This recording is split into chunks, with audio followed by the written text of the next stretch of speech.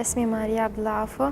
أنا من سوريا من منطقة ديرك المالكية. عمري 20 سنة وأنا صار لي 5 سنين هون عايشة هون بمخيم باريكا.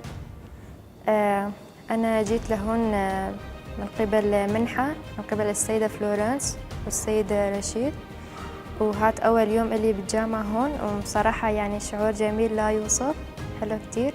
اسمي صالح السام علي وأنا سوري، صار لي 2 سنين ساكن بالسليمانية. عمري 25.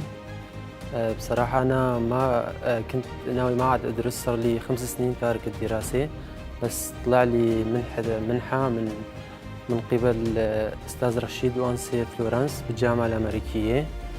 فإنه سمعت بالجامعة الأمريكية كتير إنه في كل شيء متوفر هنيك، وطاقم التدريس والقسم الداخلي وكله، إنه يعني كل شيء فيها ممتاز.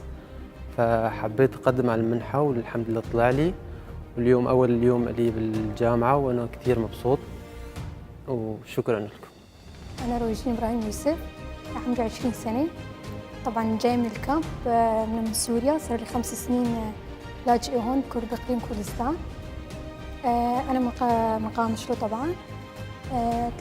تخرجت من سنويد برخودان بالكامب، وطبعا بتشكر مديري تبع المدرسة بمامو صدقاري، هو كتير عملت جهده بس لنوصل لهي المرحلة الحمد لله. وهلا أنا بالجامعة الأمريكية أول يوم بالدوام إلي، إن شاء الله أتوفق فيها وأنجح.